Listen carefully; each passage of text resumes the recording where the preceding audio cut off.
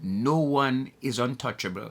The coronavirus does not discriminate. The coronavirus does not know color of skin, does not know age type, does not know economic or intellectual background. The coronavirus knows none of those things. And when it is choosing its victims, it doesn't discriminate based on status. It is good to be back with you again. My name is Jim Davis, and this is Facts and Fiction, Faith and Favor. Today I want to talk to you about not throwing your caution to the wind. I'll be right back.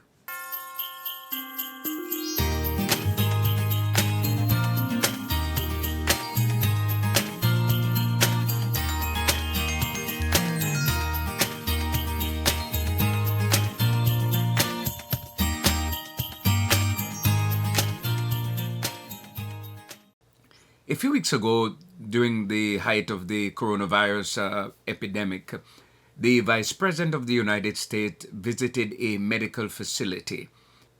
During this visit to this medical facility, it was very clear from the news footage that everyone that was shown on camera in the facility was wearing a mask. The only person that was not wearing a mask was Vice President Pence.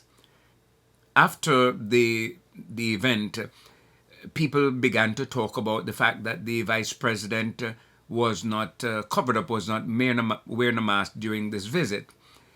His wife, I'm told, responded by saying that the vice president did not know the protocol for the occasion. It is strange enough that it was the vice president's office that made the arrangements for this meeting. It was the vice president's office that told the members of the media crew the requirements for the occasion. But somehow it seemed as if the staff was negligent and the vice president did not know what was expected of him. This is interesting. Now, even if no one told me, if no one told you, in the height of the coronavirus pandemic that we were in, it seemed natural, it seemed like a natural thing for everyone to take precaution. I don't know, maybe the vice president needed the photo opportunity. He didn't want any mask to disguise his features. He wanted to be seen as the man he was. Now let's fast forward a few weeks, and here it is, a member of his staff, his immediate staff, has come down with the coronavirus. And now individuals who have been in touch with this staff member have to be voluntarily taking precautions just to make sure that they themselves don't have the coronavirus and are passing it along. Something interesting that I discovered this weekend, the weekend of May 9 and 10, something interesting that I discovered is that the vice president has been tested every day to verify whether or not he has the coronavirus. Now, remember what I'm saying to you today, that you should not throw your caution to the wind. Don't become overexcited and relax your guard when you're not sure what is going on. Now, I think of the vice president and the fact that even though he was careless, if I may say that, and I'm not being political. I am not trying to take one political party against the other. I'm simply saying that from my perspective, that the vice president was careless.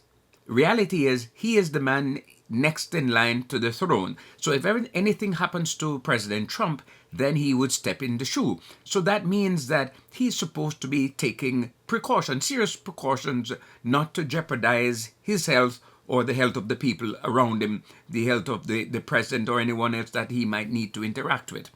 But again, like I said, I discovered that since his staff member has been diagnosed with the coronavirus, the vice president, the news media says, has been tested every day. Now, I'm stepping back and I'm looking at an incident that happened this weekend. On Sunday, May 10th, my prayer partners and I meet together for prayer. And when we met for prayer, and when I say we meet, I mean we meet online over the phone for prayer. And my prayer partner, one of them asked that a friend of hers be put on our prayer list for the evening, because this friend of hers called a week ago, and this friend was worried And the friend called again yesterday, and she wasn't going to answer the call at the time because she was preparing for this prayer meeting. However, she was impressed and she took the call, and she said, "I'm glad I took the call because my friend again was distraught. She was broken. My friend says that she took the coronavirus test 2 weeks ago, and she has been calling the facility trying to get the update on the result of the test, and she hasn't gotten any result. And so here it is, 2 weeks later, she is now worried. Her chest, she says, is feeling like it's tightening up and all of this, and she is scared. Now, I am not a professional mental health advisor, mental health counselor, but based on my experiences and based on my interaction with the professionals that are in my life, in my circle, I realize that if you are in a situation like this and you're waiting so long for your result, after a while, the psychological trauma of waiting itself will allow you to begin to have symptoms and signs that you're not supposed to have. Now, the reality of this, I'm looking at this, on one side we have someone like the Vice President of the United States, and on the other hand we have a simple person who has no connections anyplace.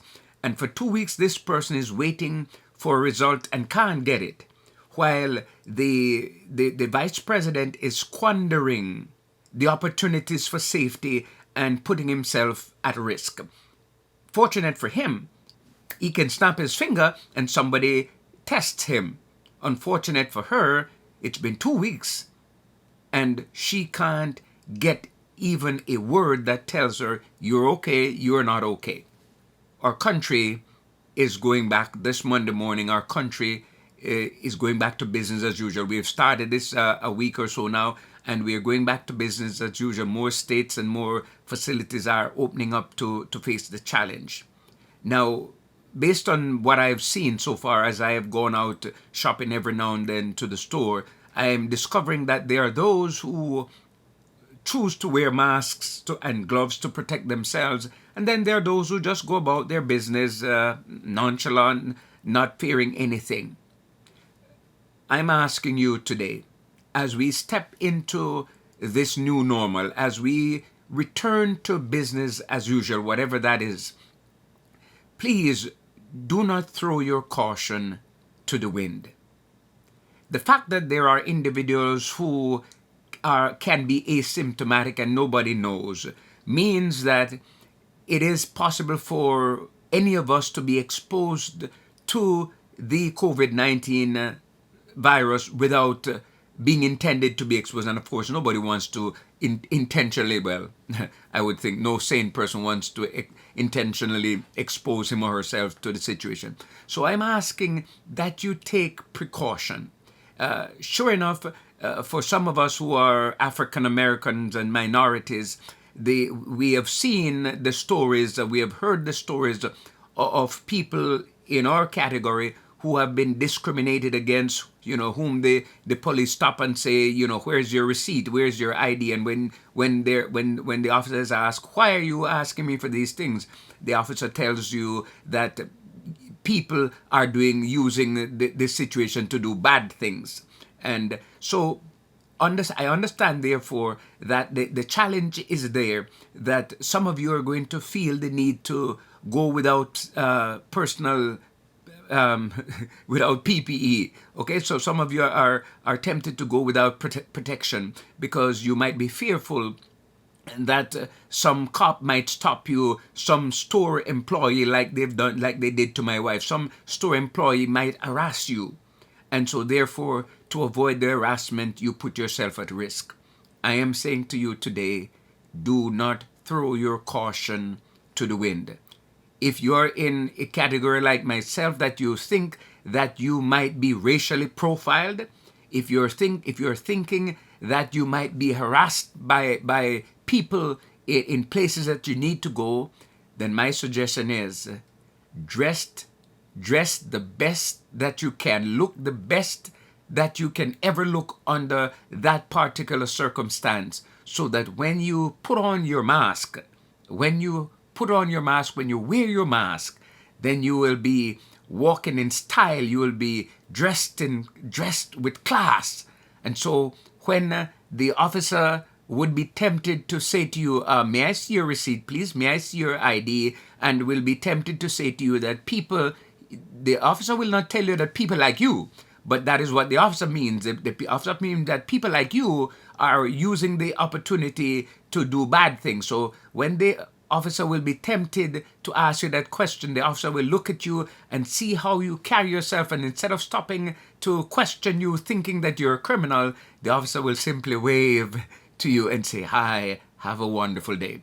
And the people in the store who are intimidated by your hue will be tempted to smile and say to you, instead of saying out loud in front of everyone that they're scared that there are people who come in and will rob them, the individual will instead smile and say to you, have a good day.